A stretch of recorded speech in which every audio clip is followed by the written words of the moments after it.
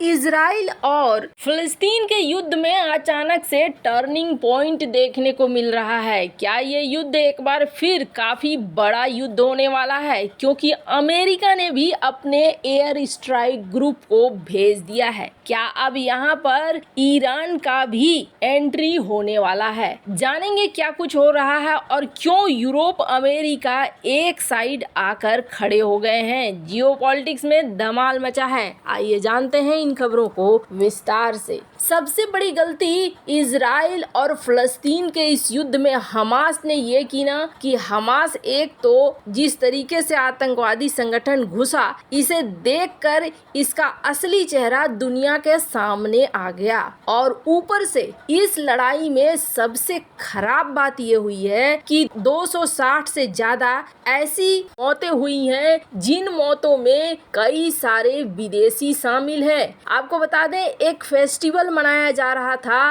Piece festival, एक खुले रेगिस्तान में मनाया जा रहा था, जहां पर जर्मनी से, यूरोप से, अमेरिका से कई सारे म्यूजिक लवर पहुंचे थे और यहां पर पार्टी कर रहे थे। रात भर की पार्टी चल रही थी और सुबह सुबह इन आतंकियों का हमला होता है। स्क्रीन पर आप आर्टिकल देख सकते हैं। कहा जा रहा है कि इस हमले में 260 लोग मारे गए हैं। उन्हें भागने का भी मौका नहीं मिला, छिपने का भी मौका नहीं मिला। इसलिए छिपने का मौका नहीं मिला क्योंकि ये जो जगह थी, ये जगह पूरी खुली हुई जगह थी। ज्यादातर लोग रेगिस्तान की तरफ भाग रहे थे और रेगिस्तान की तरफ कुछ था नहीं। अपनी गाड़ियों तक पहुंचते उससे पहले ही उन्हें मार दिया गया। इनमें से बहुत सारे ऐसे लोग थे जिनको पकड़कर भी ये आतंकी गाजा की तरफ ले गए हैं। आपको बता दें, सबसे बड़ी बात ये है ना कि इसमें जर्मनी के,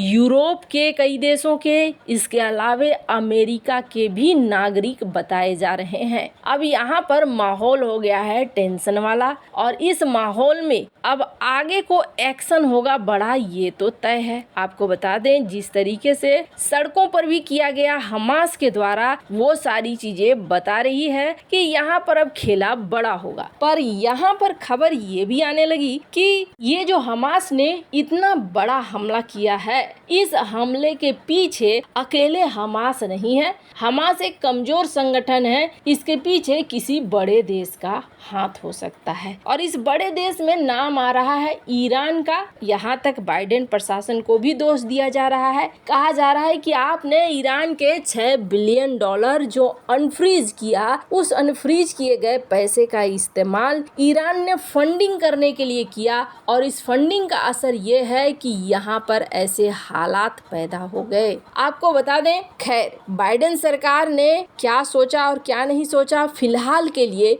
स्थिति यहाँ पर बहुत बुरी हो गई। स्क्रीन पर आप आर्टिकल देख सकते हैं। पहली बार 70 साल में इजराइल ने इन्वोक कर दिया आर्टिकल 40। अब इसका क्या मतलब होता है? इसका मतलब ये होता है कि अब हम छोटे मोटे ऑपरेशन में नहीं हैं, हम एक पूरी तरीके से युद्ध में हैं। दुनिया भर में जहाँ भी यहूदी हैं वो वापस आए इस युद्ध को लड़ने के लिए। साथ ही साथ अब ये पूरा युद्ध की तरह ही तैयारी होगी। अब आर्टिकल 40 इन्वोक करने के बाद इजराइल ने गाजा पर हमले भी शुरू कर दिए हैं और गाजा पर लगातार बड़े पैमाने पर एयर स्ट्राइक हो रहे हैं। वैसे आपको बता दें, इजराइल के लिए समस्या ये हुई है कि इजराइल पर अब लेबनान ने भी हमला करना शुरू कर दिया है और एक डर बना हुआ है कि कहीं ईरान अब खुलकर हमला न करने लगे। ईरान का ये जो डर पैदा हुआ है कि ईरान भी समर्थन दे देगा खुलकर।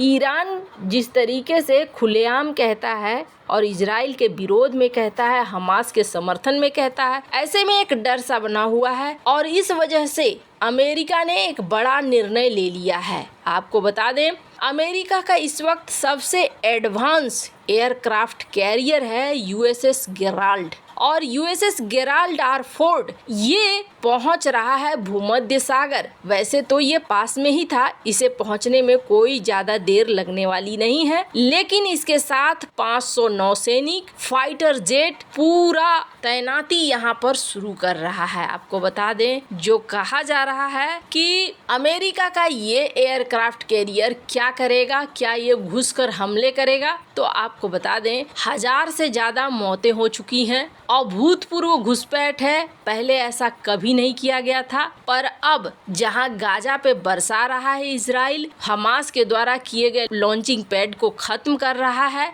बिजली ईंधन सामान ये गाजा पट्टी के लिए फिलहाल रोक दिया गया है। बिजली सिर्फ 4 घंटे ही अभी दी जा रही है। और आपको बता दें, इस सब के बीच में एक्शन तो हो रहा है, पर ईरान को रोकने के लिए भूमध्य सागर में ये एयरक्राफ्ट कैरियर खड़ा रहेगा। और न सिर्फ ये एयरक्राफ्ट कैरियर खड़ा रहेगा, बल्कि कहा जा रहा है कि अमेरिका ने अपने मिलिट्री के सबसे बेहतरीन विमानों को भी अब यहाँ पर भेजना शुरू कर दिया है। और F-15, F-16, F-10 बहुत सारे विमान, F-35 ये सारे अब इधर के लिए रवाना हो रहे हैं। कहा जा रहा है एयरफोर्स के साथ साथ नौसेना दोनों को ही भेजा जा रहा है। इजराइल पहले से भी महत्वपूर्ण देश रहा है अमेरिका के लिए, और अमेरिका इजराइल को कभी भी अकेला नहीं छोड़ता है, और ये तो बहुत बड़ी बात है। वैसे आपको बता दें कि कहा जा रहा है कि अकेले जो ये युद्ध पोत है ना,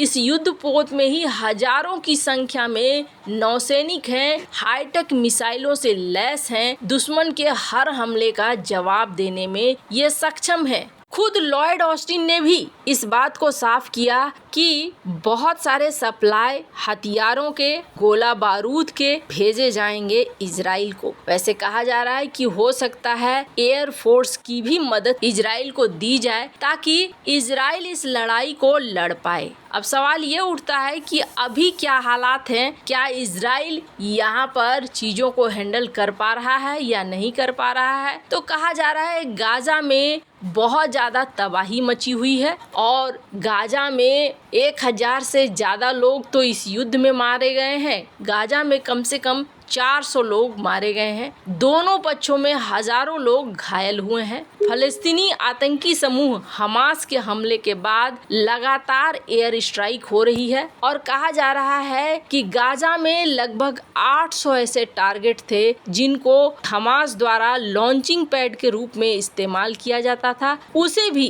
गिरा दिया गया है। आपको बता दें, जो क्रॉसिंग है उन जगहों पर इस वक्त नाकाबंदी कर दी गई है, और कहा जा रहा है कि इजराइल की सेना ढूंढ कर अब निकाल रही है हमास के लड़ाकों को। चूँकि इजराइल के अंदर ये बहुत अंदर तक घुस गए, बहुत सारे ऐसे थे जो पैराग्लाइडिंग करते हुए यहाँ आए हैं। पर वैसे ऐसा लग रहा है जैसे ये युद्ध लंबा चलेगा, और ये युद्ध इस बार गाजा को बहुत महंगा पड़ेगा। इसलिए महंगा पड़ेगा क्योंकि इस युद्ध के लंबा खींचने का अंदेशा इसलिए लगाया जा रहा है क्योंकि आर्टिकल 40 इन्वोक होने का मतलब है कि यहाँ पर अब जो कार्रवाई होगी वो कार्रवाई एक युद्ध की ही तरह मानी जाएगी। वैसे इन सब मामले में आपकी क्या राय है, कमेंट कर जरूर बताएं। जल्द मिलते हैं अगले वीडियो में नई खबर के साथ।